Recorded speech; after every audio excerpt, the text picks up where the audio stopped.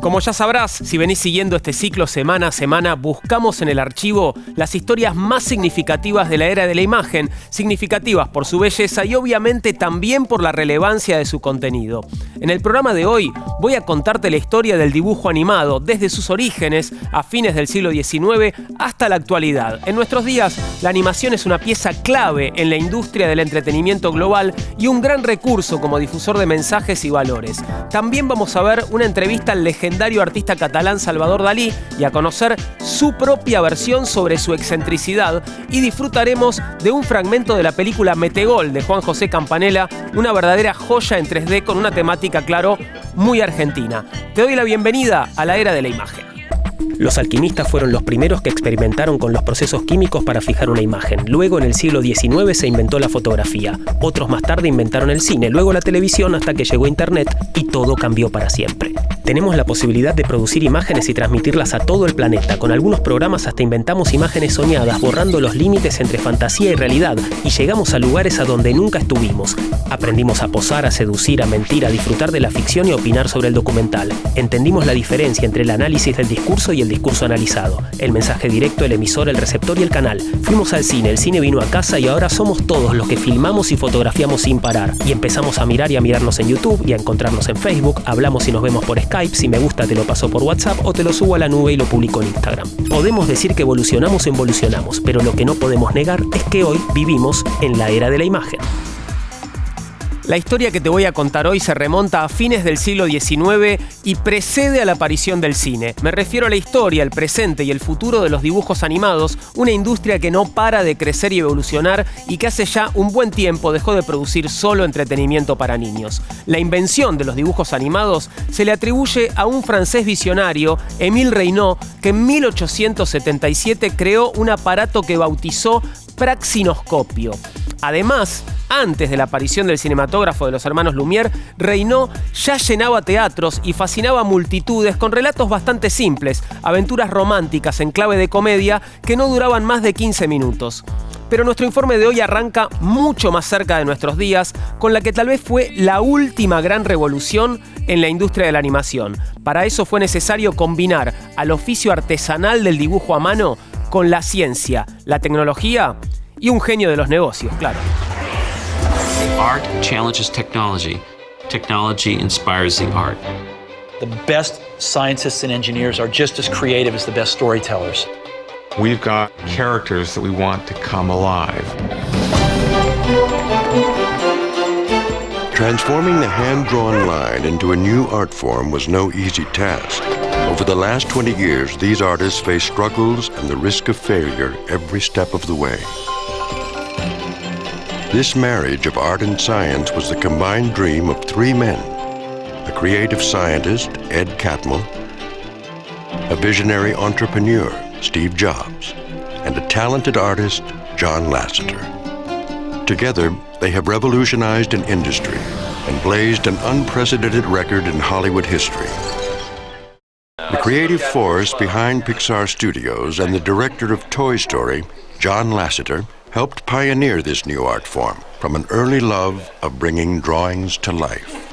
As his first animation at Disney, John handled the introduction of a lead character in the 1981 feature The Fox and the Hound. Animation was really at a point where it seemed like it was a dying art form. All of the richness and the atmosphere was budgeted out of our films. It was so frustrating. While the animation department felt stagnant, Tron, a live-action feature using the latest computer technology, was screened for employees at the studio.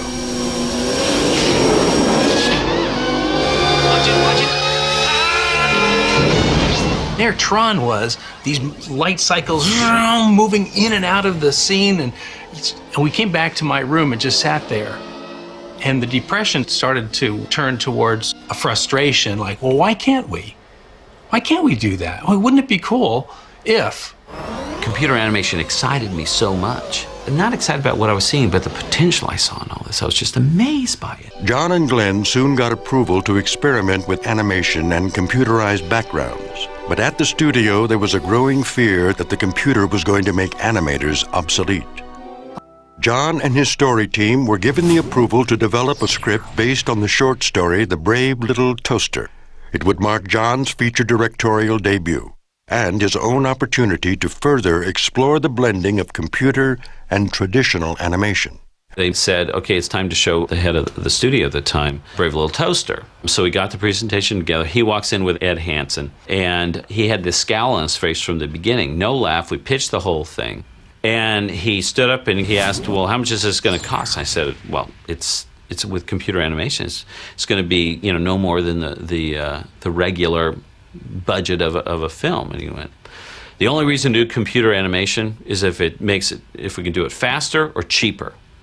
And he walked up and he walked out. And it was like, what?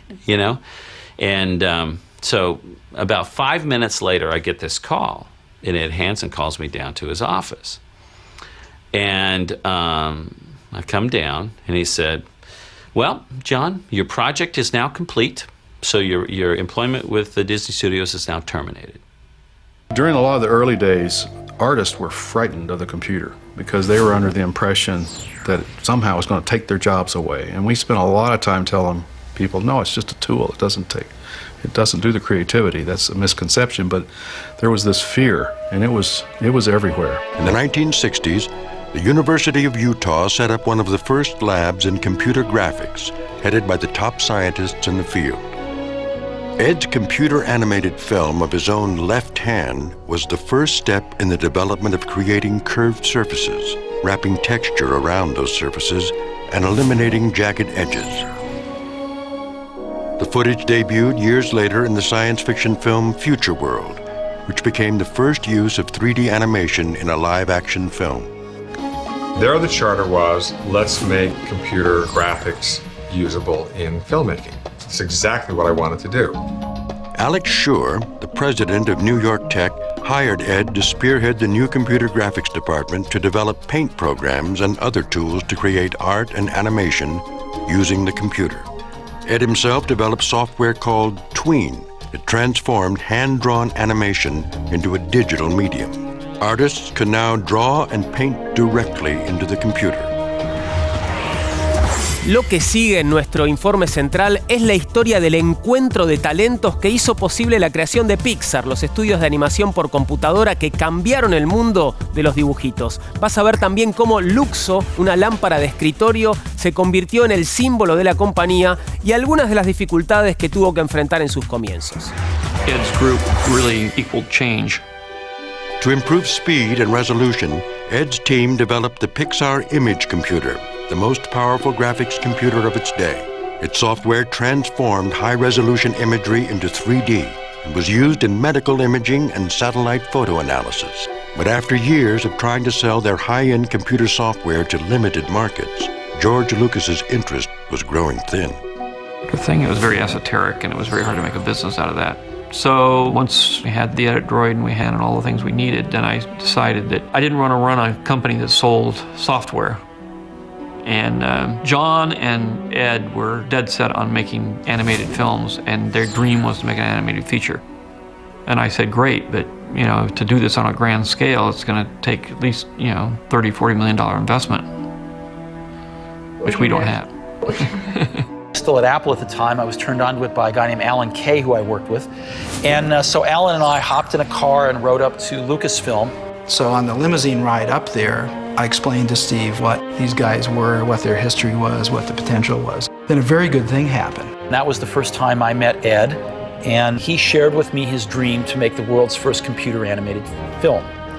And I, in the end, ended up buying into that dream, both spiritually and financially. Steve Jobs took a chance and invested $10 million to launch Pixar. The stuff that Ed and his team were doing was at the very high end, and I could see that it was way beyond what anyone else was doing. We had the fortune to have Steve Jobs, who believes in passion and vision. He was responding to this passion. It was really exciting when Steve was the one that bought our group. I remember Ed came to me and he says, let's do a little animated film something that says who we are. And when it's something simple and geometric, and I was sitting there at the desk kind of thinking, and I just kept staring at this lamp, and it was sort of like a classic Luxo lamp. I just started moving it around like it was alive. I love bringing inanimate objects to life and maintaining the integrity of the object and pull personality and movement and physics out of that.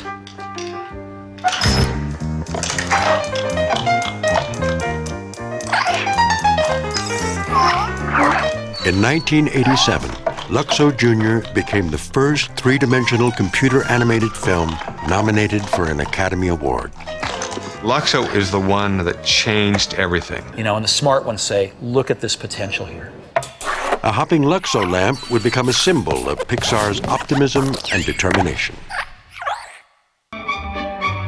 Tin Toy, about a wind-up toy tormented by a baby, brought children's toys to life through the computer. And in 1989, Bill Reeves and John Lasseter took home their first Oscars for Best Animated Short Subject, and the first ever awarded to a computer-animated film. With each subsequent short film, John got more ambitious, and the team got more experience, and the software got better. At the same time, Pixar began a collaboration with the new leadership at the Walt Disney Studios, headed by Michael Eisner, Frank Wells, Jeffrey Katzenberg, and Roy Disney. Pixar's software, RenderMan, was also getting industry acclaim for the creation of photorealistic special effects that allowed Hollywood filmmakers to tell stories that could not be told any other way. RenderMan had become the new standard in special effects, and in 2000, the technical team garnered the first Oscar ever awarded for computer-animated software. But the research and development of all their technology was costing more money than the company was bringing in. Steve Jobs had been losing over $1 million a year for 5 years. It was all great stuff to do, but none of it was a home run. None of it really, it was a struggle. Every step of the way it was a struggle. We were trying to pay the bills and just buy time. And that strategy really turned out not to work. Steve was a very forgiving investor at that time and had a much longer-term view than your average venture capitalist would have had about our young company. En minutos continuamos con nuestro informe sobre Pixar, el estudio que devolvió la vida a las películas de animación y que hizo que todos nosotros quisiéramos volver al cine a ver dibujitos. Quédate ahí, estamos en la era de la imagen y volvemos en nada, 2 minutos.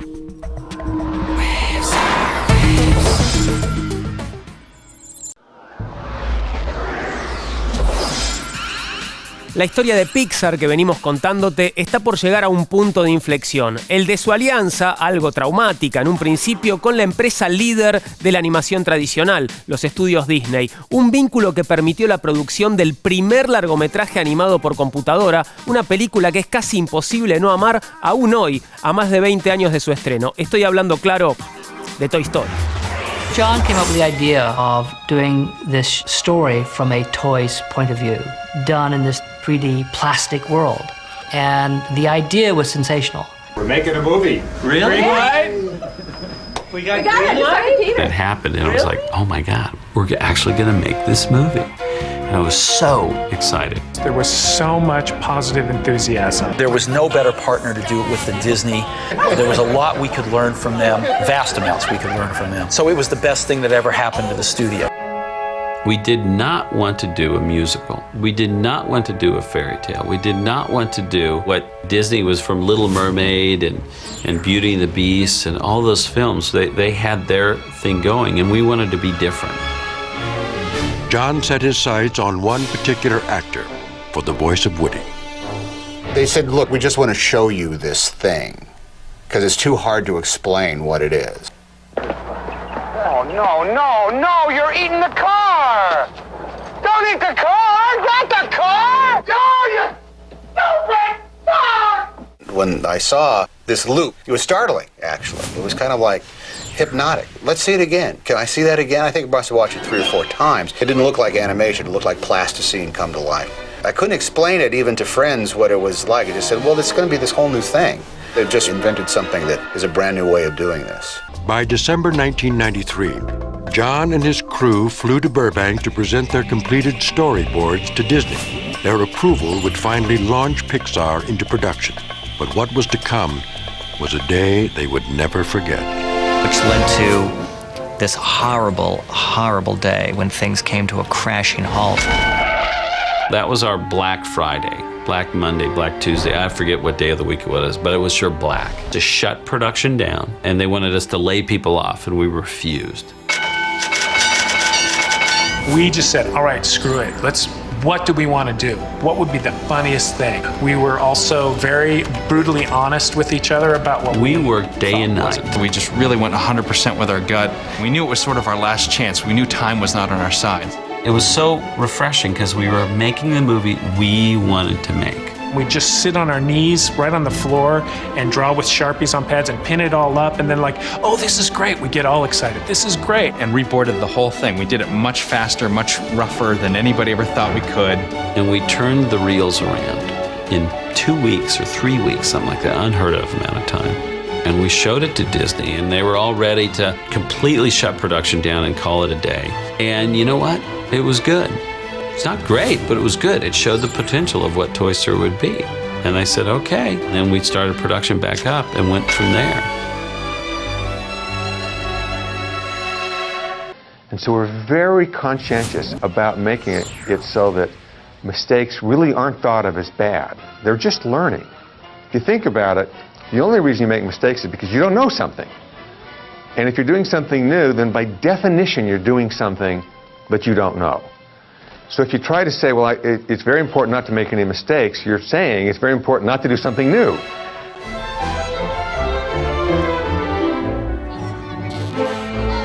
The first scene animated was the Army Men sequence. It was an early glimpse of what was to come.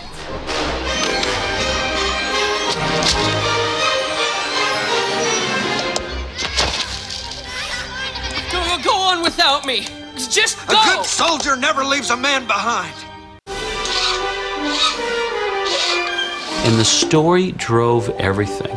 Every frame of that story was in my head. Working with the art department, working with modeling, working with layout, working with the animators. I would talk about the story and tell them how it fit in the framework of that. We were blown away with it, and we really felt strongly that the movie was going to be a success, but even we didn't have a clue how much of a success it was going to be. Toy Story opened nationwide on Thanksgiving weekend in 1995, and from a shoestring budget went on to earn more than $350 million worldwide and paved the path to an entirely new computer animation industry. The most amazing thing to me was that it was really, really good. It was really entertaining. Great story, great character. That was the part where I was saying, whoa, they really pulled this off. You got a friend in me. The Academy of Motion Pictures honored John with a Special Achievement Oscar for creating the first computer-animated feature film.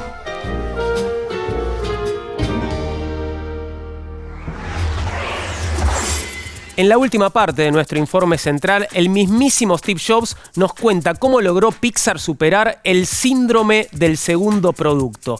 La seguidilla de éxitos de taquilla y grandes logros artísticos que vinieron después de Toy Story es impresionante y parece que la clave la tenía Jobs. Se trataba de poner a los artistas y a los científicos a trabajar en equipo. Mirá los resultados. A lot of people said, congratulations, you guys did what you said you were going to do, and you spent your whole careers doing it. So there was this great feeling of elation, and then when I was done, I was like, now what? There's a classic thing in business, which is the second product syndrome, if you will. And that is companies that have a really successful first product, but they don't quite understand why that product was so successful. And their ambitions grow and they get much more grandiose, and their second product fails. Believe it or not, Apple was one of those companies. The Apple II, Apple's first real product in the marketplace, was incredibly successful, and the Apple III was a dud. And so I lived through that, and I've seen a lot of companies not make it through that. My feeling was if we got through our second film, we'd make it. A Bug's Life was the first computer-animated widescreen movie. city.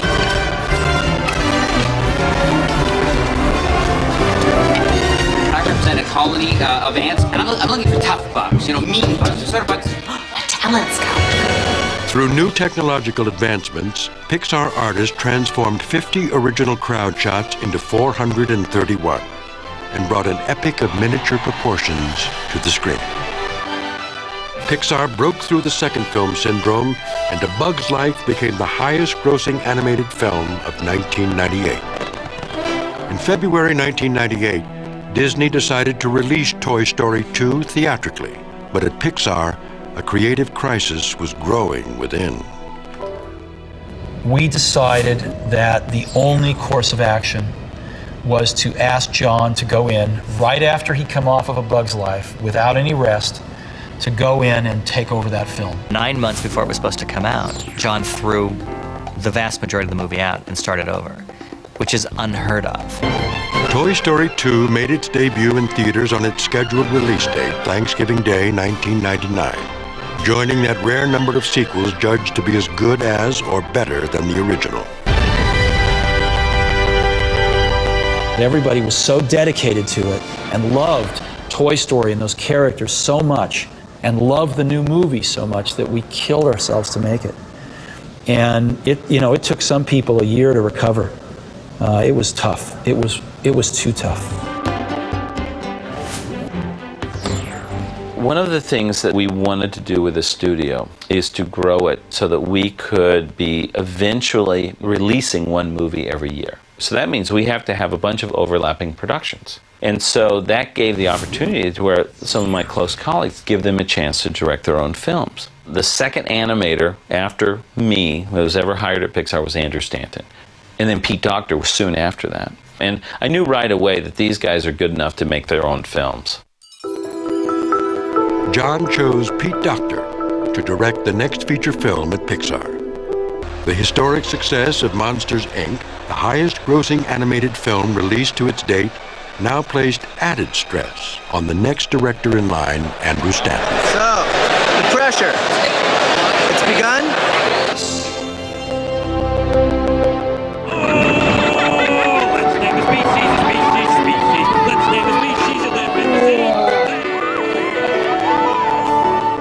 In 2003, Finding Nemo surpassed Pixar's own previous marks, making it the new highest-grossing animated film in history. And director Andrew Stanton won the Oscar for Best Animated Feature.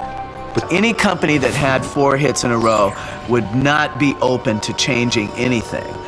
This place was the exact opposite. They were saying, look, we've had 4 hits in a row. We are in danger of repeating ourselves or of getting too satisfied, and we need to shake this place up. The Incredibles marked Pixar's 6th hit in a row, and Brad Bird won his first Academy Award for Best Animated Feature. The $7.4 billion acquisition deal provided Steve Jobs a seat on the Disney board as the company's largest shareholder, made John Lasseter Chief Creative Officer, and Ed Catmull President of Disney and Pixar Animation Studios. John Lasseter's return to the director's chair came with the release of Cars. Set in a bygone town on Route 66, John's personal love of cars and the racing world inspired a new level of beauty, speed, and a heightened reality in computer animation. Morning, Sleeping Beauty! Cars became the 7th hit in a row for Pixar, and the new relationship with Disney was starting off on the right foot. Well, the future of Pixar to me is going to be continuing making these great films with more and more visionary directors, and then give them creative ownership of what they do so they can be proud of for the rest of their life. Seen by a lot of folks as an overnight success, but if you really look closely, most overnight successes took a long time.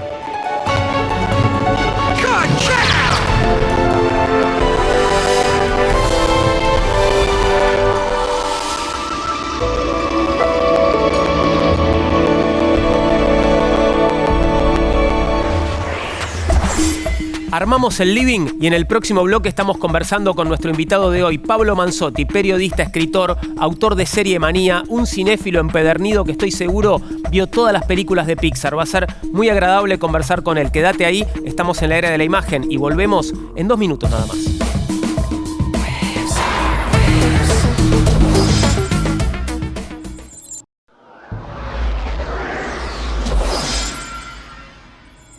Y para hablar sobre dibujos animados y Pixar recibimos hoy en la era de la imagen a Pablo Manzotti, periodista, escritor, autor de Serie Manía. Gracias, Pablo, por estar con nosotros hoy. Gracias a ustedes por invitarme, la verdad. Un buen placer. momento, sí. Muchas gracias. ¿Está bien si decimos que hay un antes y un después de Pixar en la historia de los dibujos animados, o me animo a decir en la historia del entretenimiento global? Yo creo que sí.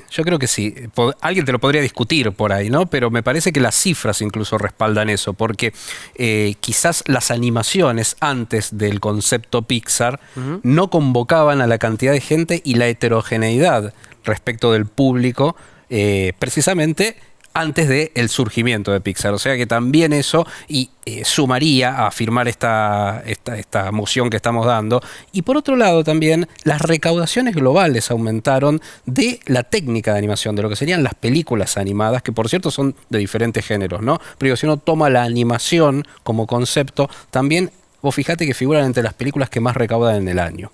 Empezaste hablando del concepto Pixar. Me interesa que desarrolles eso. ¿Cuál es para vos el concepto Pixar? Que Pixar, más allá de ser la empresa que produjo la primera película animada digitalmente de la historia, con computadoras se podría decir, y que ese era el objetivo de sus fundadores, después si querés hablamos de eso, más allá de eso, que ya sería plantear un paradigma obvio, nuevo, me parece que también desde lo narrativo rompe, ¿no? Ellos decían, bueno, no queremos hacer un musical a lo Disney, no queremos hacer, siendo incluso una empresa que estaba en sociedad con Disney, no queremos transitar un género conocido. Lo que queremos hacer es romper también desde el punto de vista de el relato, se podría decir. Entonces, ¿cómo hacemos para jugar en el eje y también que aparte de los chicos vayan los adultos a vernos? Algo que estaba en la escuela de Disney, porque bueno, ya tenía clásicos como Bambi, como La Cenicienta, pero de alguna manera todos vimos esos clásicos porque nuestros padres nos llevaban. No sabemos cuántos disfrutaban o no, nuestros padres nos decían, sí, mirá qué lindas las imágenes, pero acá es el adulto compenetrándose con la historia, y eso es otra cosa, o es el adulto solo yendo a ver una película animada. Claro, da la sensación de que con las películas de Pixar empiezan a aparecer esos guiños, ¿no? Esos guiños a la cultura popular y adulta, guiños que tal vez los niños no podían leer, ¿no? Los niños disfrutaban otro registro de la misma película. Absolutamente. Hay cantidad de películas que vos las podés pensar quizás más para chicos, tipo, no sé, ponele dentro del mismo espectro Pixar, vos tenés una película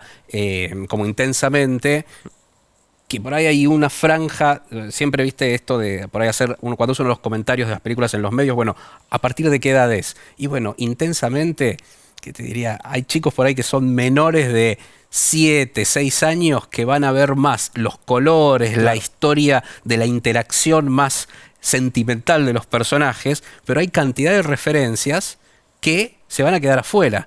Quizás si vas a Buscando a Nemo sí es una película que entienden o disfrutan más desde el relato los más chicos. Ahora mismo, dentro de Buscando a Nemo, encontrás un montón de chistes, de gags, como dicen ellos, que solo van a entender los adultos. Entonces esto es muy interesante también. Esa es como la gran incorporación, si querés, como en cuanto a los guiones, ¿no? De las películas de Pixar. Yo creo que sí, hay toda una historia muy linda detrás de Toy Story. Porque cuando finalmente se da una empresa que Pixar estaba prácticamente en la quiebra antes de Toy Story, tenía muchos problemas, hasta que, y no se cumplía nunca, el sueño de John Lasseter, que es un tipo que viene de la animación, que venía de ser parte de Disney, cuando quiso incorporar en la década incluso te diría del 70 en Disney, el tema de las computadoras o las primeras computadoras y la posibilidad de hacer animación con eso, lo terminan echando en un proyecto durante la década del 80 después. Él termina, bueno, gestando esto de Pixar. Pixar termina formando parte, antes de llamarse Pixar, formando parte de Lucasfilms, de George Lucas, La Guerra de las Galaxias, como para darle un marco. Y de alguna manera ahí empiezan a experimentar. Claro, hay un momento en el cual, bueno, cuando das el salto a la primera película, porque, bueno, los cortos son bien recibidos, se meten en el tema de las publicidades también, bueno, ¿cuándo das ese salto? Ahí es cuando viene esa sociedad con Disney, a partir de que se estaban básicamente fundiendo. Y cuando presentan el primer proyecto de película de Toy Story, realmente Disney dice, esto no está bueno. Era un personaje de Woody, era realmente muy áspero, como que no coincidía con los valores, digamos, con los valores de Disney tradicionales. Por un lado querían jugar en el eje, pero como que no era buena la película. Y ahí se dieron cuenta que tenían que seguir su instinto y hacer lo que ellos lo explican muy bien. Hay un documental muy muy lindo que se llama precisamente La historia de Pixar. Bueno, en realidad lo que tenemos que hacer es lo que queremos hacer nosotros. Y ahí en ese lo queremos hacer nosotros creo que estaba toda la historia de la animación por un lado, de gente que venía de la pata de la animación, de gente que venía de la pata tecnológica, unieron esos conceptos muy embebidos en la cultura popular y de ahí es donde sale Toy Story.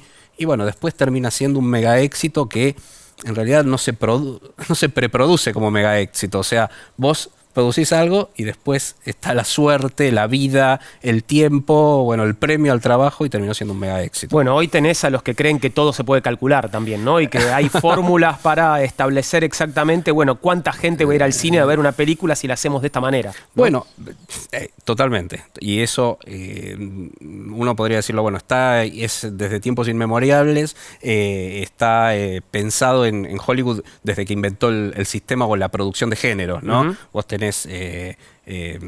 por qué las películas de Cecil B. DeMille atraían a tanta gente y eran estas cosas épicas, basadas, si se quiere, en historias reconocidas, como pueden ser los 10 mandamientos. Claro.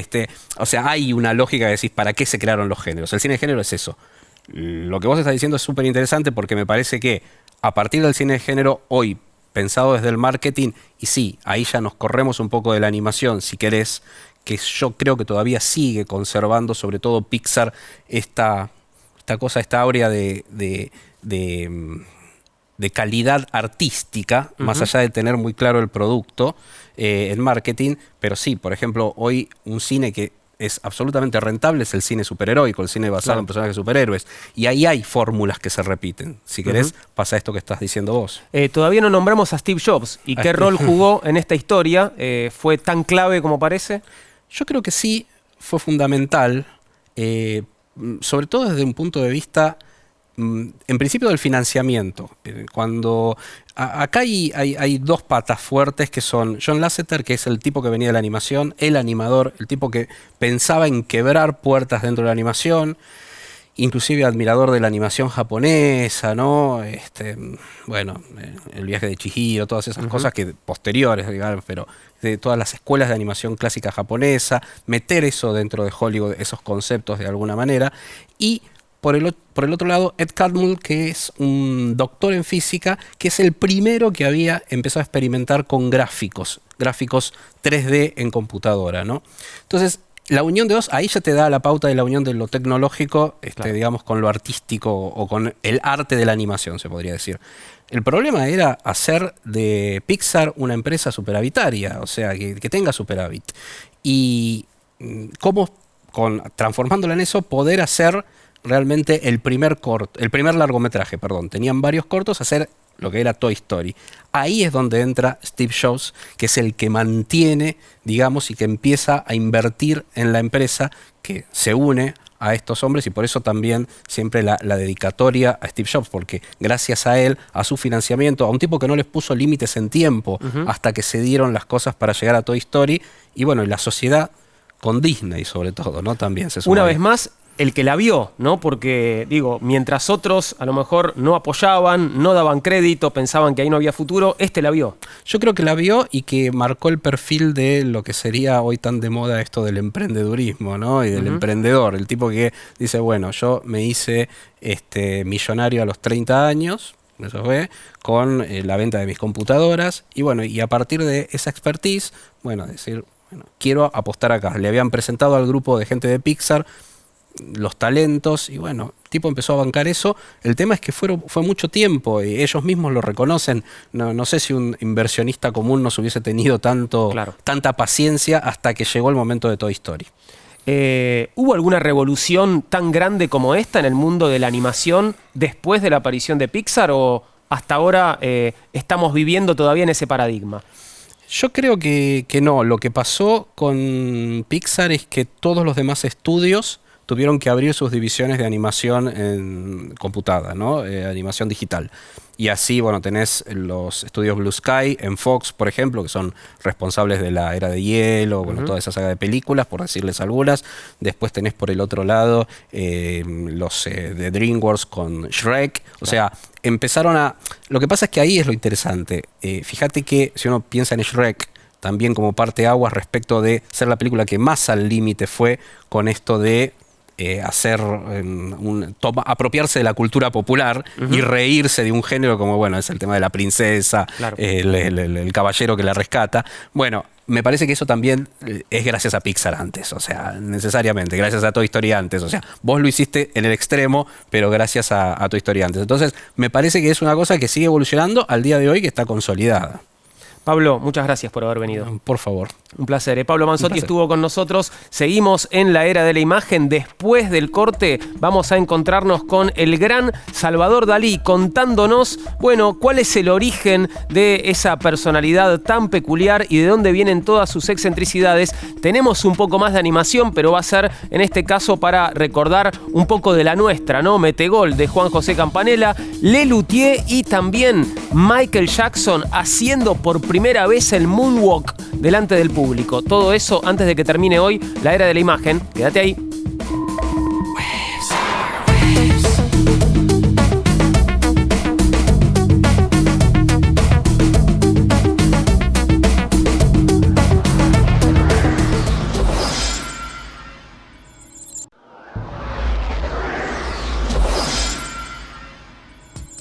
A los 6 años quería ser cocinero, a los 7 Napoleón y fue para siempre Salvador Dalí.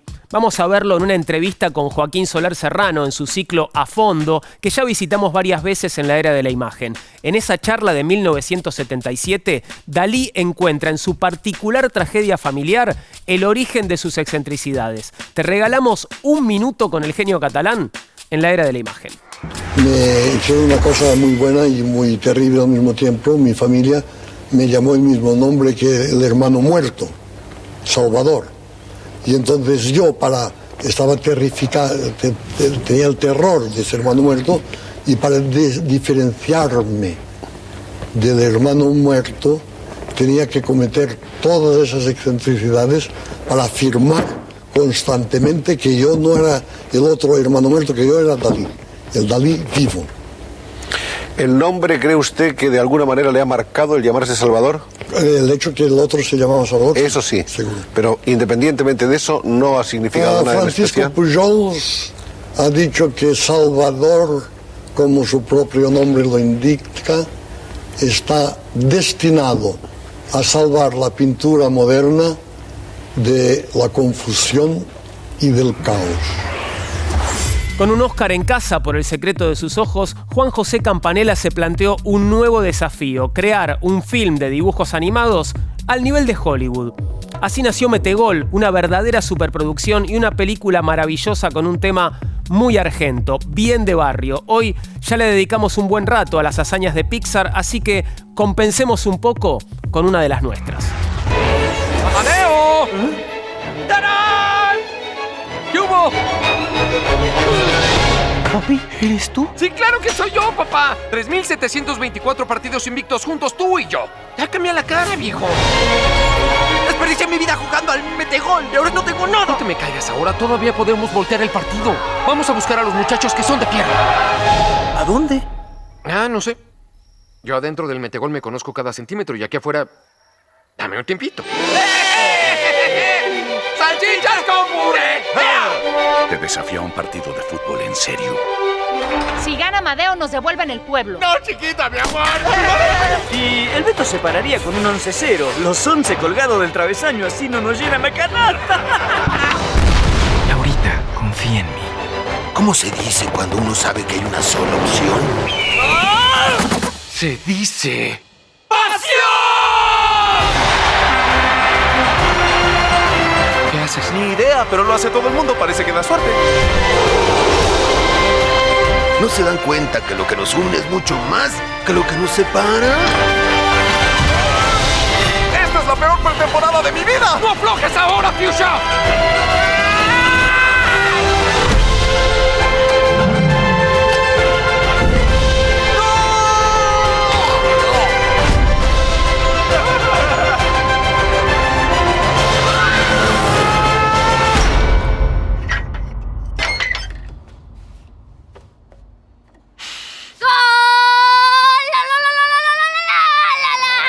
No cantemos, Victoria. Esto recién comienza.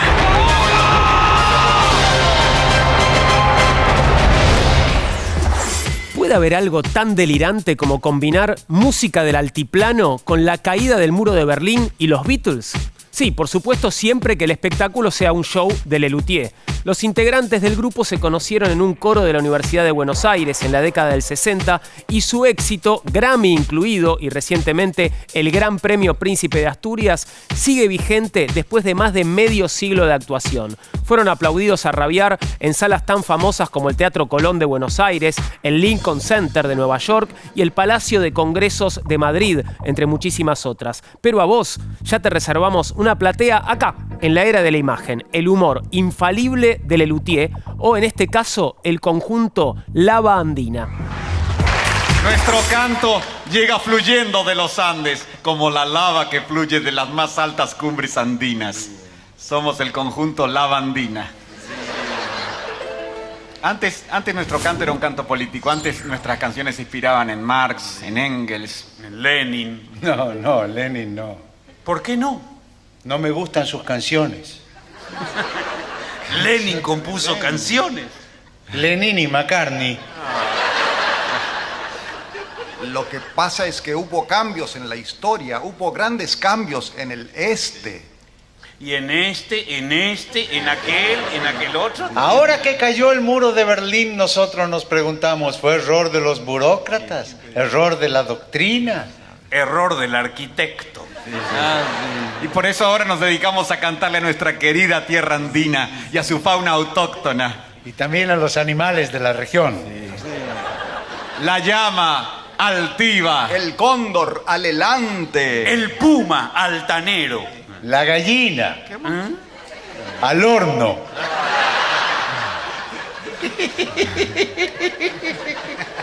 Lo entendí. Lenin y McCartney. Las hazañas artísticas de Michael Jackson son bastante conocidas.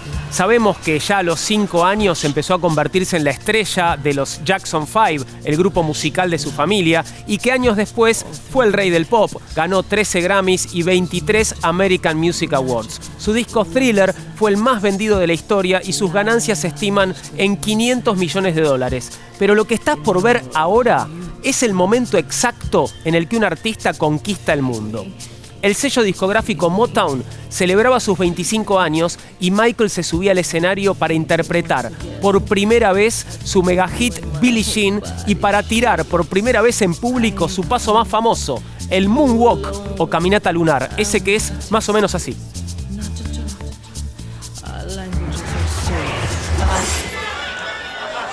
The new songs.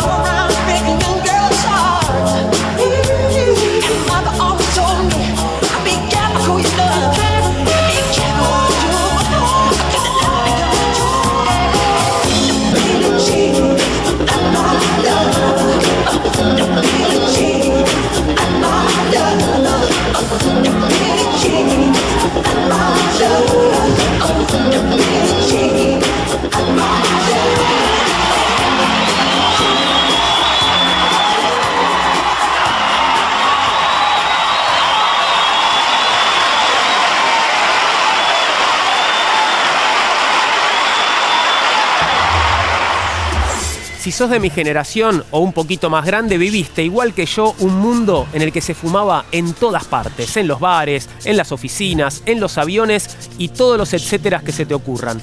Por suerte, las campañas de bien público contra el tabaquismo han funcionado muy bien en todo el mundo y no solo se redujo notablemente la cantidad de fumadores. Hoy, fumar está mal visto, ya no es cool como lo fuera tiempo atrás. Te invito a compartir un spot que nos muestra cómo a veces podemos llegar a celebrar la vida matándonos de a poquito.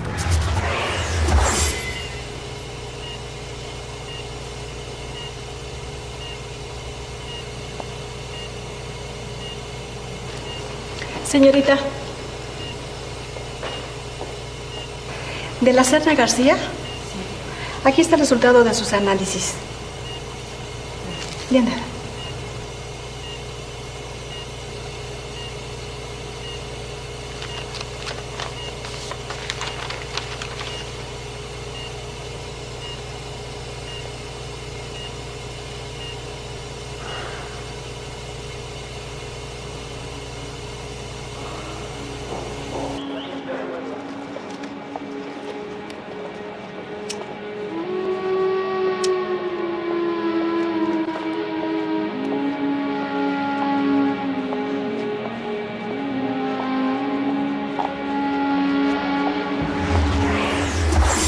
Y ya te entregamos todo lo que teníamos por hoy. Esperamos que hayas disfrutado del programa tanto como nosotros. El próximo domingo te espero acá, en el mismo lugar, en la televisión pública argentina, para hacer otra vez La Era de la Imagen. Soy Juan Di Natale. Que tengas una muy linda semana. Gracias por todo. Chau.